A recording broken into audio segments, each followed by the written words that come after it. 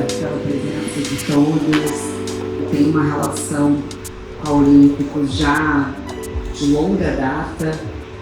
Eu com a Olímpicos desde o Corre 2, né? Estamos no Corre 4. E para mim sempre foi muito especial a partir do momento que eu me aprofundei na marca e vi uma marca feita por brasileiros e por pessoas que vivem a corrida. Então, chegar aqui e ver o resultado de tanto trabalho dessas pessoas, para mim é sempre um pouco emocionante. E quando eles vieram para acompanhar com a Authentic Fit, eu acho que foi também um dos momentos mais legais, porque quando eu comecei a correr em 2008, que alguns de vocês talvez tivessem 5 anos, eu corria sem relógio, não existia Face, não tinha Strava, não tinha influenciadora, que eu tinha vontade de correr. Inclusive, outro dia eu recebi uma foto minha da minha primeira prova de corrida, que foi em 2009. E eu acho que é muito legal todos esses movimentos e todo mundo está correndo, e eu acho assim, incrível.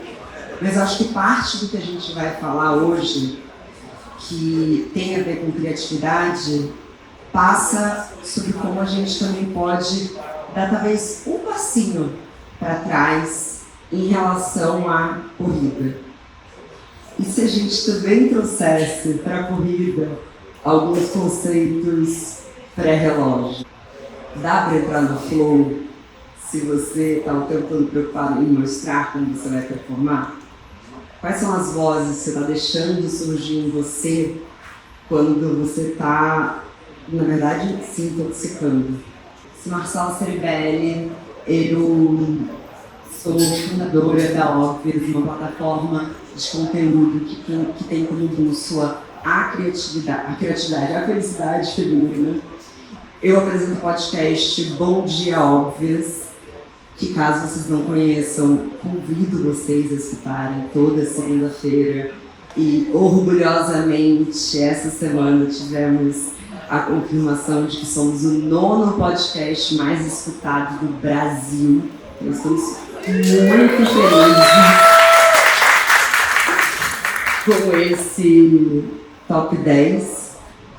Eu sou autora de Aurora, Despertar da Mulher Exausta, meu primeiro livro, e em breve também autora do livro esse é sobre o título que eu não posso falar ainda, mas que tem previsão de lançamento para abril ou maio do ano que vem. Depende do quanto eu vou conseguir trabalhar nos próximos meses, mas vai dar tudo certo.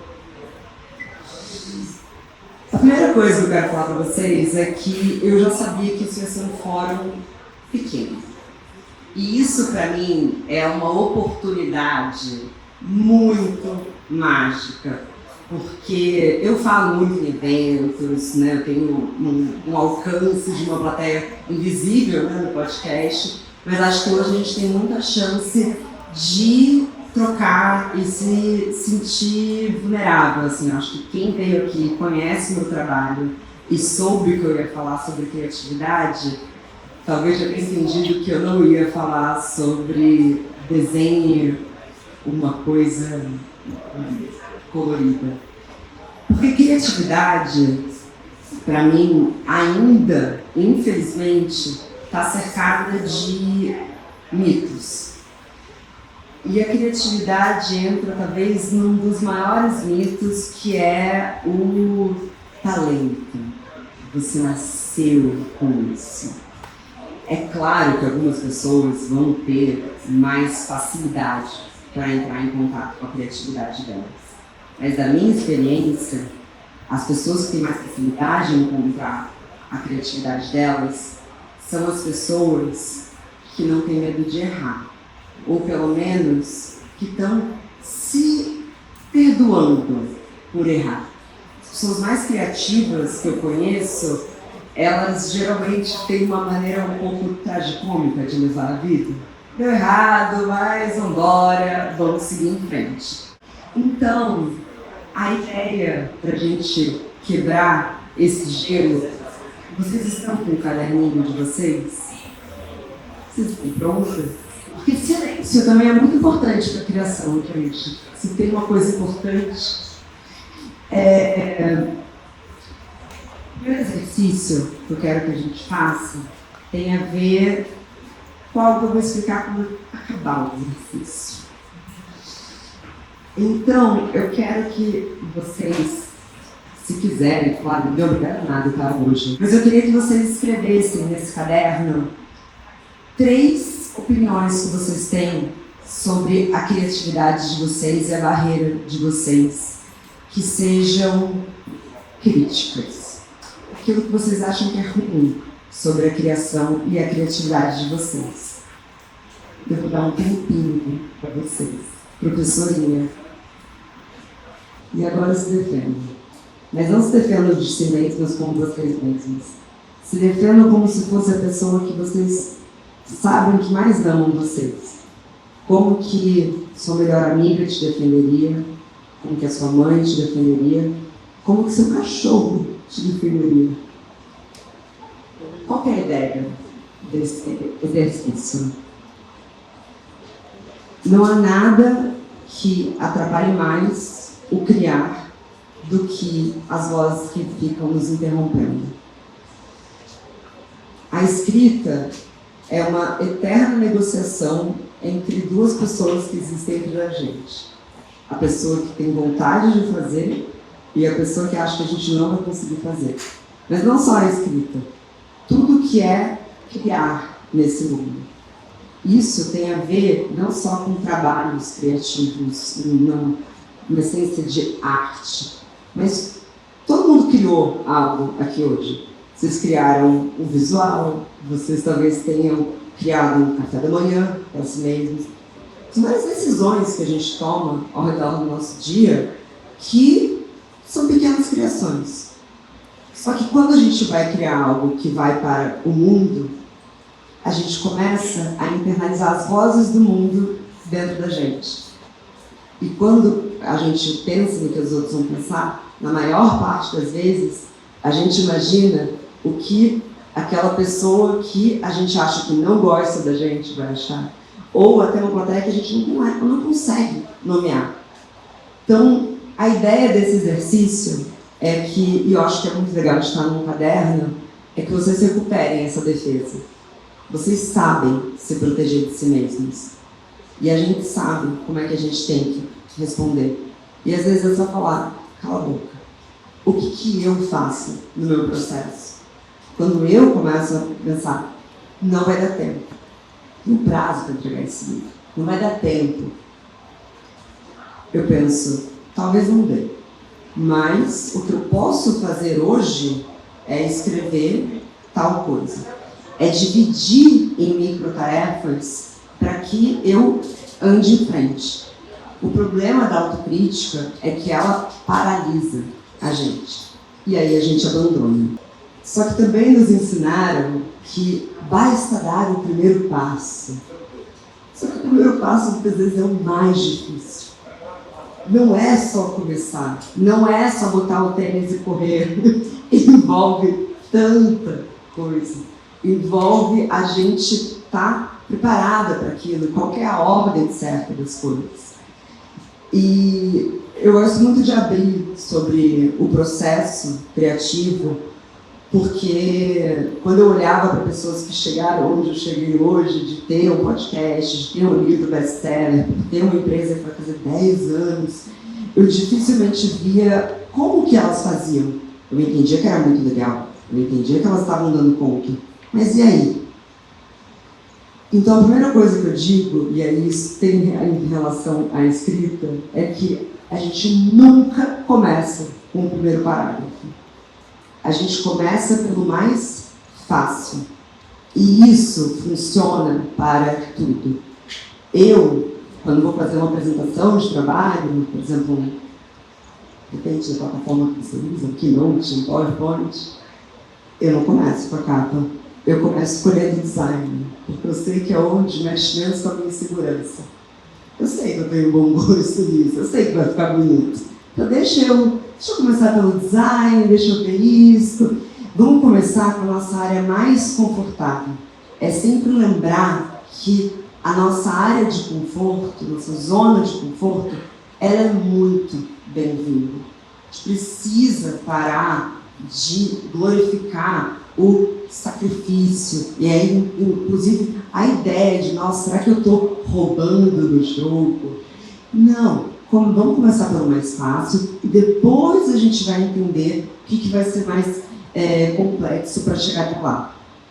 E, para mim, isso é muito parecido com a corrida. Você precisa aquecer. A criatividade precisa ser aquecida. Então, você não sai para correr do nada. Você precisa de algum nível de aquecimento para o seu coração, pelo menos, chegar para a sua zona 2, e aí você vai começar. Dificilmente, quando você está em repouso, você se vê num pace de 5,5 ou numa velocidade muito alta. Desculpa ter falado pace, gente, vai contra o que eu acredito, mas eu acabei falando.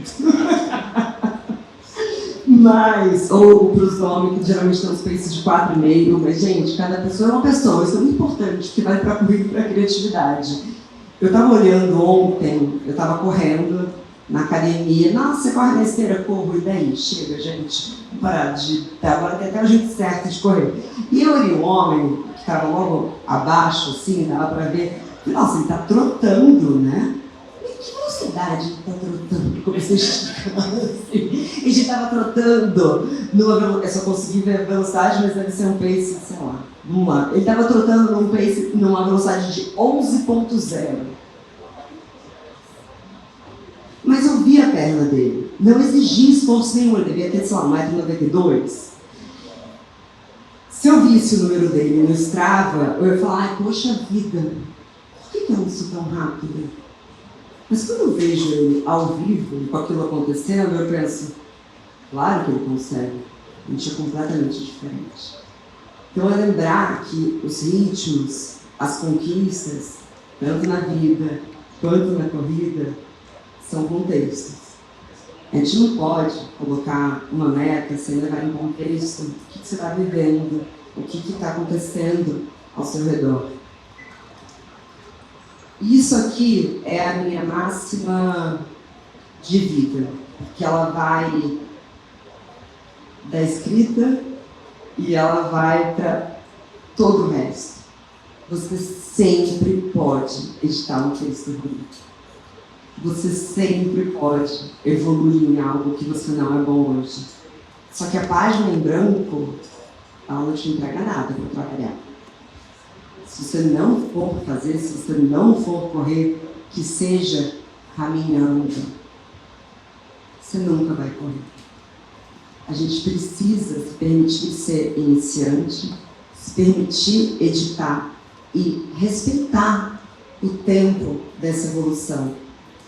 Que nisso, eu acho que a yoga é muito sábia, porque na yoga a gente, e aí eu falo já, enfim, quem que sabe que eu sou bem iniciada na yoga? Stephanie sabe.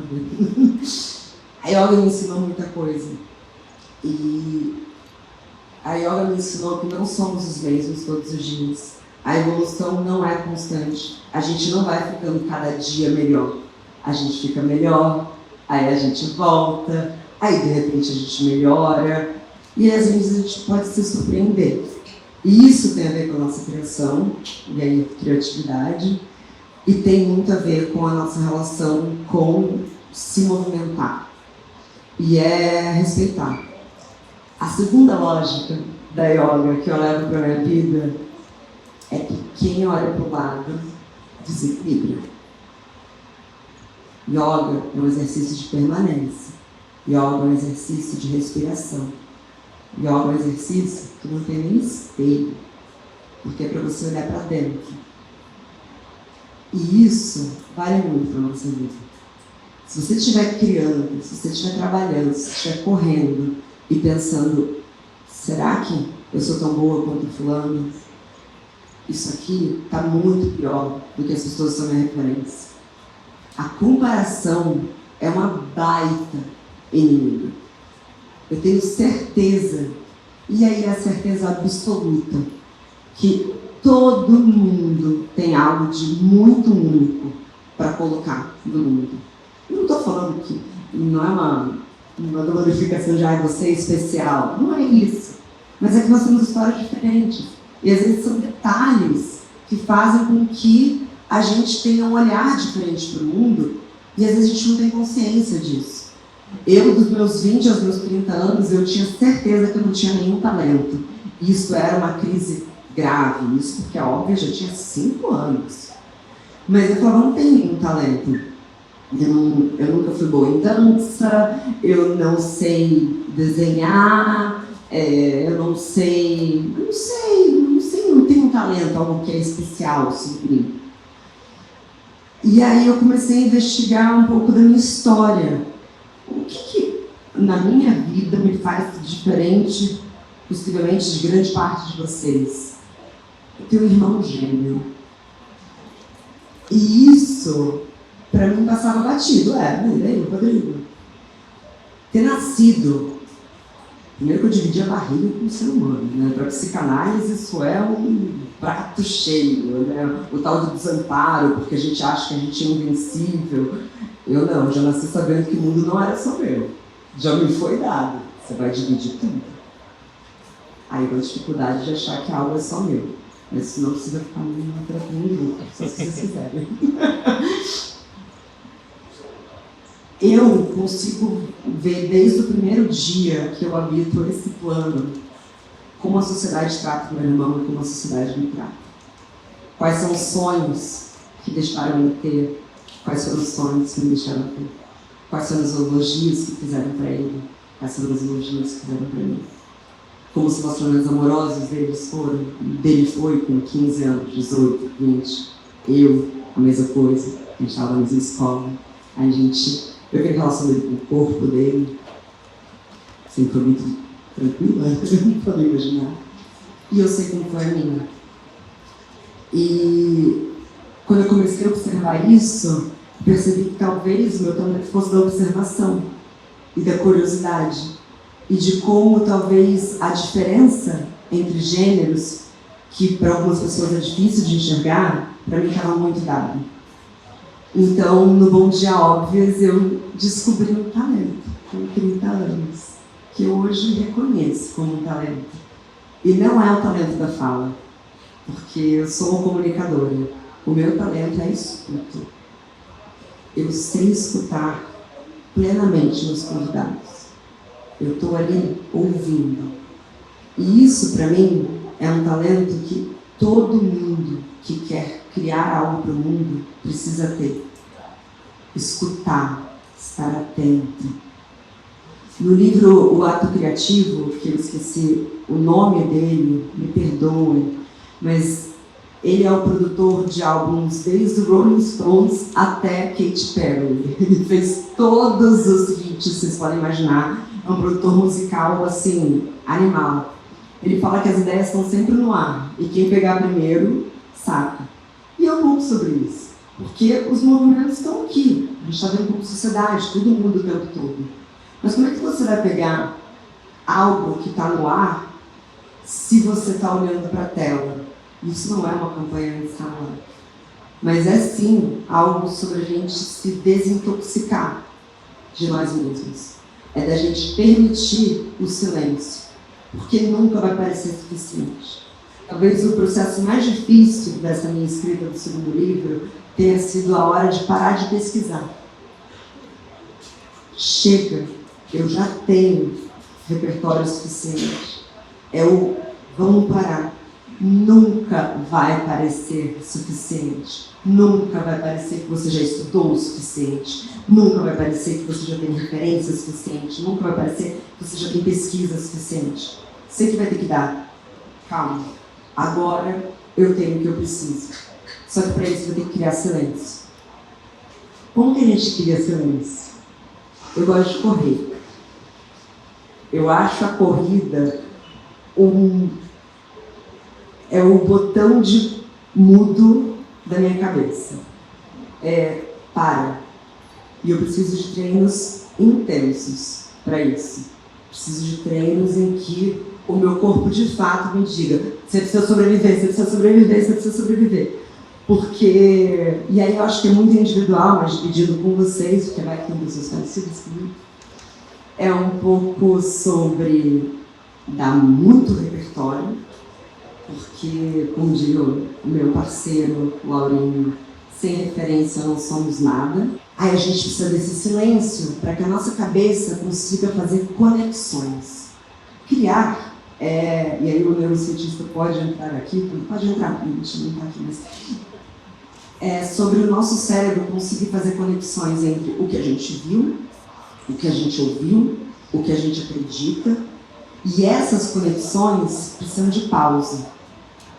E a gente dificilmente está se dando pausa. Porque a nossa ideia é que se a gente for fazer algo, a gente tem que ser muito bom. Eu preciso ser muito boa. Porque a gente vive numa lógica em que tudo precisa ser vendido. Roubaram pra gente o conceito de hobby.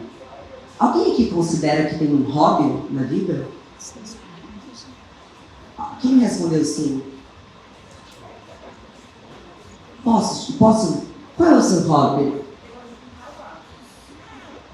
Você vende seus vasos? Então é um hobby, parabéns, você tem um hobby! Presentear para liberar. Isso não é isso, não é sobre regras, mas é de fato subverter uma lógica de que a gente precisa ser produtivo.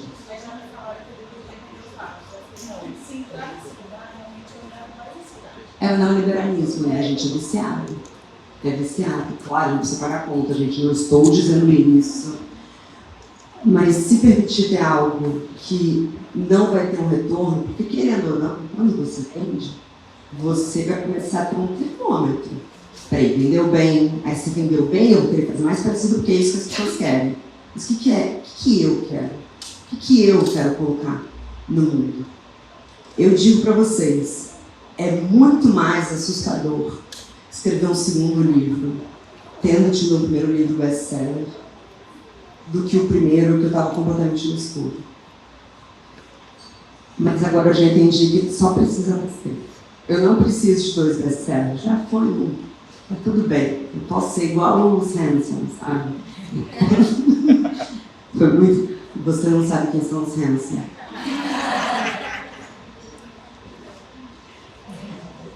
Olha, eu não tenho colágeno, mas eu tenho Hansons, então eu vou seguir frente. Então vamos para o nosso próximo exercício. Eu não vou pedir para vocês dividirem. Fiquem tranquilos, só quem quiser. De pintar vaso a lançar um livro, vale tudo. Eu sei que eu vou ser ruim nisso, mas eu adoraria fazer o quê? Vou repetir minha frase que está um pouco diferente daqui, e é isso mesmo, eles estão atentos, mentira. Eu sei que eu vou ser ruim nisso, mas eu adoraria fazer o quê? Andar de kart. Por que eu vou pedir pro Lauro? Só porque é importante vocês saberem. O Lauro é aquela pessoa que é bom em tudo que faz. Então assim, eu vou fazer histórias verídicas, tá?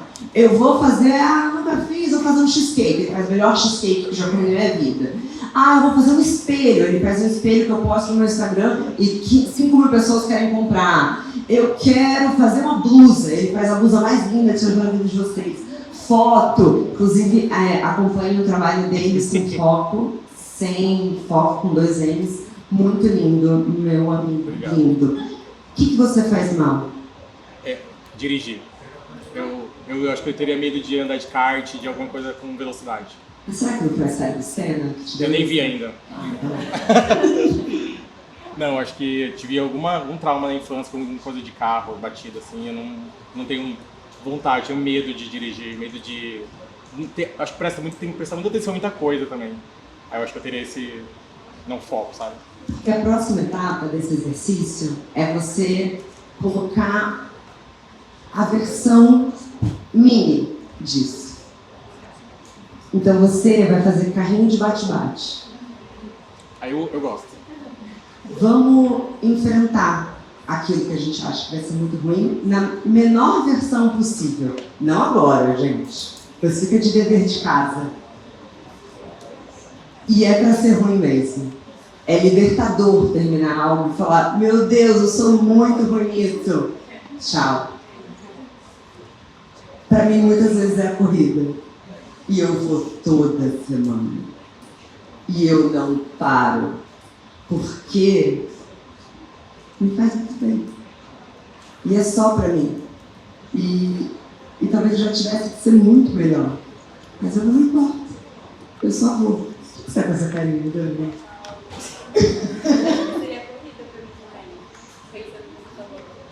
Então, o seu exercício vai ser dar uma corridinha de 5 minutos. Ela estava apavorada, ela se cair.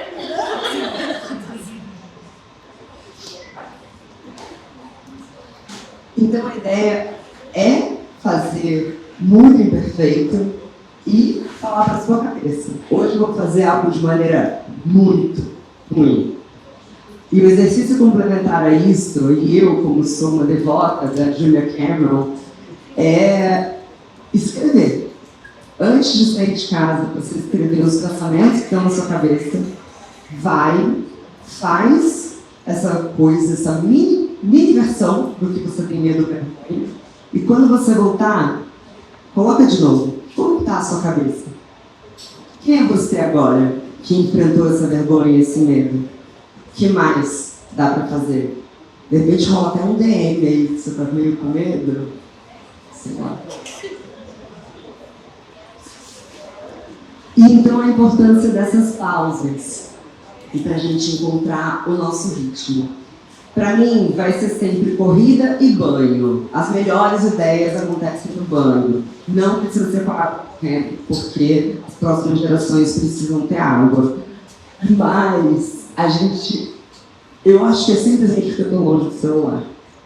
E tudo que a gente puder silenciar nesse momento, melhor. É celular em outro canto. É avisar para as pessoas: estou no momento de criação. Preciso de paz. E lembrar que as pessoas são muito diferentes entre si. E isso é algo que eu reforço muito com o meu time. Sou diretora criativa da Óbvias, eu tenho um time de criativo, muito obrigada, há 10 anos, e eu vejo muito um comparativo de: nossa, a fulana escreve mais rápido do que eu, nossa, a fulana entregou uma arte mais rápida que a minha, e às vezes até o contrário, fiz muito rápido, será que isso está bom? E é entender qual que vai ser o seu ritmo e o seu ritmo real. E às vezes é até sobre dar uma cronometrada e se entender. Para isso eu preciso de tanto tempo. E às vezes simplesmente pausar. Eu sei, capitalismo, trabalho, nem sempre dá. Estou falando das nossas outras coisas.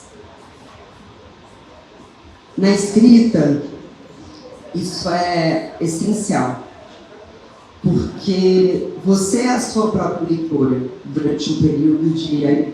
Depende de quando... Tem gente que acha que eu escrevo rápido, tem gente que escreve muito mais rápido que eu, mas pelo menos por um período de 10 meses, eu sou a única pessoa que estou me dando retorno sobre ele.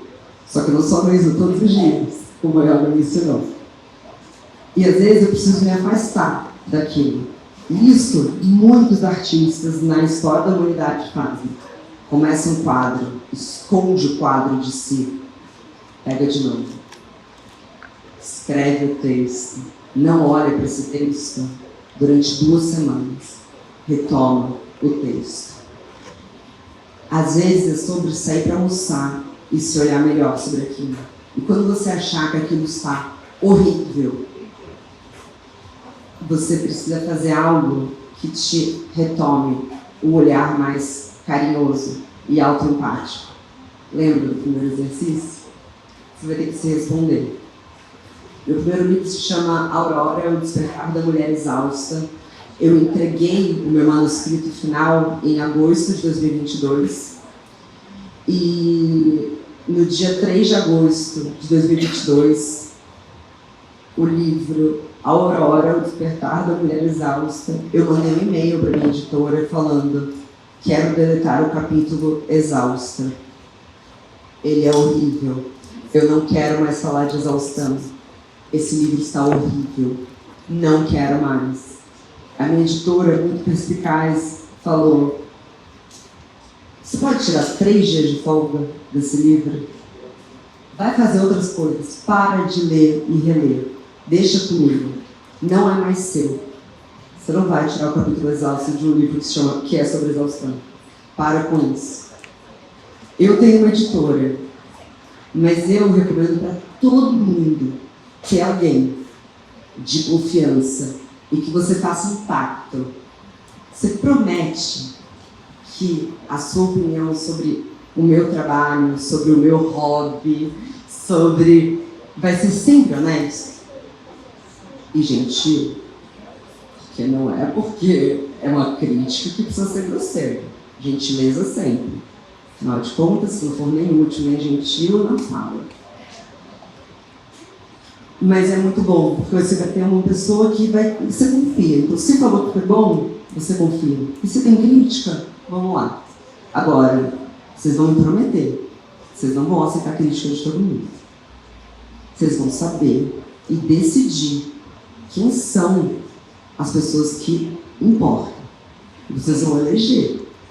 Me importa tal pessoa, me importa tal pessoa. E quando vai para a internet, lembra, não te conheço.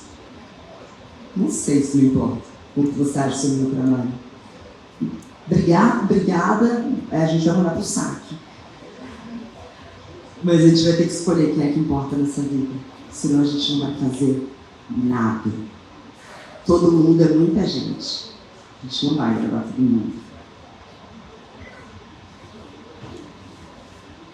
Acho que isso aqui é da mesma lógica, né? Dessa desacelerada. E eu queria deixar vocês com essa reflexão do Rick Rubin, que viver como artista é um modo de estar no mundo. Não é sobre o prêmio que você ganhou, não é sobre a quantidade de trabalhos que você tem lançado, não é sobre quantos likes você tem no Instagram. O que ele ensina nesse livro, que inclusive recomendo tudo para vocês, é o autor de O Ato Criativo, tá? Lembrei o nome dele, está aqui. Viver como artista no mundo é estar atento, é preciso prestar atenção. O meu podcast não existiria se eu não prestasse atenção nas conversas, se eu não prestasse atenção nas mulheres. Metade das pinturas que estão em museus hoje não existiriam se esses pintores não estivessem atentos ao mundo ao redor deles. É sobre atenção. Vamos olhar para o lado, e aí vai ter que ter a ver com desconexão. E é sobre dar nova chance de visão. Tem um exercício que eu adoro, mas que fica também de dever de casa, que é pegar um caminho que você faz todos os dias e fazer ele um pouco diferente. Mudar uma rota. E aí começar a notar o que mudou. Ou olhar muito atento para o caminho de todo dia, tenha certeza que você vai ver algo de diferente. Segunda coisa que tem a ver com ser artista no mundo é lembrar como que era criar quando você era criança. A gente criava por qualquer coisa. Eu tinha uma narrativa dramática de personagens, tramas e reviravolta com os produtos do banheiro da minha avó. Eles tinham personalidade, eles tinham desejos, e era um monange. Mas tinha. Por quê? Eu consegui olhar, e olhava de novo, o que esse objeto está aqui me querendo dizer? Eram significados meus, e histórias minhas. Isso ainda está na gente. A gente precisa parar de achar que adultecer é virar chato, é virar rígido, é ser mais crítico. A gente precisa parar de achar que imaturidade é a maior ofensa que pode dar para alguém. Porque as crianças são muito mais livres. As crianças imaginam. Então, ser artista também fazer as fases também com essa nossa imaginação e o eterno aprendizado. Ué, minha primeira aula. A criança não está se julgando na primeira aula de balé. A criança simplesmente sabe que é a primeira aula dela. Então, lembrar que a gente já foi iniciante em tudo. E aí, como último exercício, é também um convite para vocês, para a gente fazer... vai ser muito tilelê, né? Claro, um minuto de silêncio. Não vou fazer isso com vocês, não sei se vai falar. Um símbolo, uma palavra, ou simplesmente dar 3 respiradas, só prestando atenção na respiração, e escrever, desenhar a primeira coisa que vier nesse caderninho. Pode ser qualquer coisa, gente, pode ser 2 pontos, tudo bem. E foi. Bora. Esse símbolo, palavra, o que seja, fique na área de trabalho de vocês. Toda vez que vocês se sintam bloqueadas, inseguras, discutindo com essas vozes interiores, você olhe para isso e que te remeta àquela vozinha do início que se defendeu de você mesmo. E para as ideias que nascem correndo, a minha sugestão é que vocês coloquem e personalizem no tênis de vocês. Porque quem sabe quando vocês estiverem muito chapadinhas de endorfina, chegarem em casa e tirarem o tênis de vocês, vocês vão lembrar que vocês, só de ter saído para correr, vocês já se colocaram como artistas no mundo. E é isso, gente. Espero muito que vocês tenham gostado. Muito obrigada.